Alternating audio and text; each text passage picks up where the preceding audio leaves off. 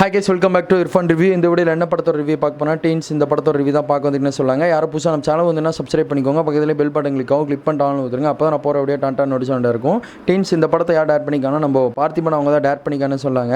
Parthiban sir பொறுத்தளவு வந்து பார்த்தீங்கன்னா இந்த படத்தை டேரக்ட் பண்ணது இல்லாமல் இந்த படத்துலேயே நடிச்சிருக்காருன்னு சொல்லாங்க.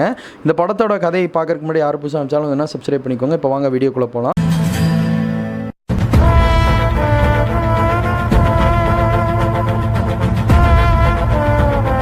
டீன்ஸ் இந்த படத்தை பற்றி சொல்லணும்னா ஆன்லைன் ஸ்டோரியாக, அதாவது ஸ்கூல் படிக்கிற 13 குழந்தைகள் வந்து பார்த்திங்கன்னா ஒரு இடத்துக்கு ரிசர்ச்சுக்காக போகிறானே சொல்லாங்க.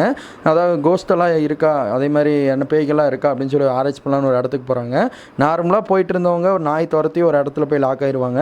அதுலேருந்து திரும்ப வெளியே வந்தாங்களா, யார் வெளியே கூப்பிட்டு வந்தாங்க, அதில் ஒரு 6 பேர் மாயமாவாங்க. அவங்களாம் வெளியே வந்தாங்களா, வெளியே இது அந்த டீன்ஸ் படத்தோட கதைன்னே சொல்லாங்க. பார்த்திபன் அவங்க அதாவது 2வது பாகத்தில் தான் வருவானே சொல்லாங்க.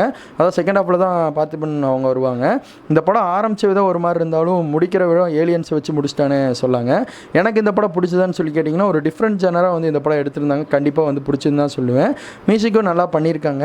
அதாவது 13 ஸ்டூடெண்ட்ஸ் ஸ்கூலில் எப்போ போல நார்மலாக படிச்சுட்டு இருப்பாங்க. அதாவது நம்மளாம் சில்ட்ரன்ஸ் கிடையாது, நம்மளாம் வந்து ஒரு அடல்ட்ஸ்ன்னு சொல்லி ப்ரூவ் பண்ணுன்னு சொல்லி பேரண்ட்ஸ் எல்லாம் சொல்கிற மாதிரி இவங்களாம் ஒரு ஆராய்ச்சி பண்ணி அதாவது ஒரு டீமாக நின்று உட்காந்து பேசுவாங்க. ஸ்கூல் படிச்சுக்கிட்டே இருக்கும்போது நல்லா கிளாஸ் ஓடிட்டு இருக்கும்போது இந்த மாதிரி ரெஸ்ட் ரூம் போகிறேன்னு சொல்லி எல்லாம் 13 பேர் தப்பிச்சு ஓடி போயிடுவாங்க. பொய் சொல்லிட்டு வந்தங்காட்டி எவ்வளோ விஷயம் வந்து பாதிக்கப்படுது அப்படின்னு சொல்லி இந்த படத்தில் அழகாக சொல்லியிருக்காங்க. பார்த்திபனோட ஆக்டிங் விட இந்த குழந்தைகள் அந்த ஒரு 13 பேர் இருப்பாங்க. அந்த 13 பேர்த்தோட ஆக்டிங் வயசுலையும் பார்க்கும்போது அங்கங்கே இடத்துல பயங்கரமாக ஒர்க் அவுட் ஆகிருக்குன்னே சொன்னாங்க. ஆனால் இதில் எனக்கு ஒரு சில காட்சிகள் வந்து அவாய்ட் பண்ணிக்கலாமோன்னு தோணுச்சு. அது என்னென்ன காட்சின்னு சொல்லி கேட்டிங்கன்னா, இந்த லவ் ரொமான்ஸ் பண்ணுற சீன் ஒரு இதில் வரும். லவ் பண்ணுற மாதிரி பர்சன் குழந்தைங்க வச்சு எடுத்த மாதிரி தான் படத்தை காமிச்சிருப்பாங்க. லவ்லாம் வரும். அதெல்லாம் கொஞ்சம் அவாய்ட் பண்ணியிருக்கலாமோன்னு சொல்லி தோணும். ஒவ்வொரு நிமிஷத்துக்கு ஒருக்கா, அதாவது நம்ம ஆடியன்ஸ் படம் பார்த்துட்டு இருக்கும்போது ஒவ்வொரு நிமிஷத்துக்கு ஒருக்கா ஒவ்வொரு ஆளுகளாக மாயமாவாங்க. அந்த ஒரு ஃபாரஸ்ட் நாய் துரத்திட்டு வருது பாருங்கள், ஒரு காட்டுக்குள்ளே போய் மாட்டிக்குவாங்க. மாட்டின உடனே அடர்ந்த காடு தான், ஓப்பன் காடாக தான் இருக்கும். அங்கே வந்து பார்த்திங்கன்னா சுடுகாடாக இருக்கும். இருக்கிற மரம் மாயமாயிரும். அப்புறம் வந்து பார்த்திங்கன்னா நம்ம யோகி பாபு அந்த இடத்துக்கு வருவார். யோகி பாபு 2-3 சீன் தான் வருவார். அப்புறம் காமெடி பார்த்திபன் சார் கூட பண்ணுவார். அதெல்லாம் கொஞ்சம் நல்லா இருந்துச்சு. யோகி பாபு ஏதோ ஒன்று அந்த குழந்தைகளை வந்துட்டு ஹெல்ப் கேட்கும் போது நான் வந்து இறந்து ரொம்ப நாள் ஆச்சு அப்படின்னு சொல்லுவாங்க. அப்படி சொன்ன உடனே குழந்தைகளை தெரிச்சு ஓடிடும். 153 வருஷமாக ரிசர்ச் பண்ணிட்டு இருந்த ஒரு விஷயத்தை வந்து ஒரு சின்ன பையன் மூலிமா நம்ம பார்த்திபன் அவங்க சக்ஸஸ் பண்ணுவாங்க. அந்த விஷயம் எனக்கு ரொம்ப பிடிச்சதுன்னு சொல்லாங்க. ஆல்ரெடி இந்த படத்தை வந்து பார்த்தீங்கனாலே எனக்கு இந்த படம் வந்து ரொம்பவே சாட்டிஸ்ஃபேக்ஷன் ஆலையும் தான் சொல்லணும். ஒரு குறிப்பிட்ட அளவு தான் சாட்டிஸ்ஃபேக்ஷன் ஆகிருக்கு.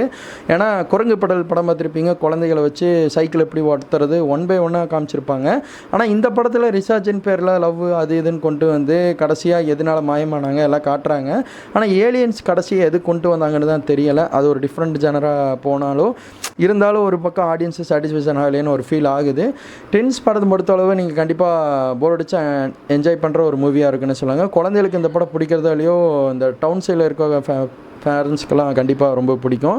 ஃப்ரெண்ட்ஸ் சைடில் வந்து இந்த படம் வந்து கண்டிப்பாக விரும்பி பார்ப்பலான்னு சொல்லி கேட்டிங்கன்னா, ஒரு ஆடியன்ஸை என்கேஜ்மெண்ட் பண்ணாதான்னு படம் பார்த்தா தான் உங்களுக்கே தெரியும், நான் சொல்கிறத விட.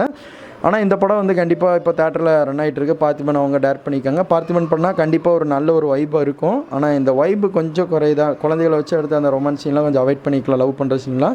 மித்தபடி படமெல்லாம் ஓகேவாக தான் இருக்குது. இந்த ஜேனர் இல்லாமல் கடைசியாக தான் அந்த பார்ட் 1 ஒரு ஹிட்டான பாட்டு இந்த டீன்ஸ் படத்தில்.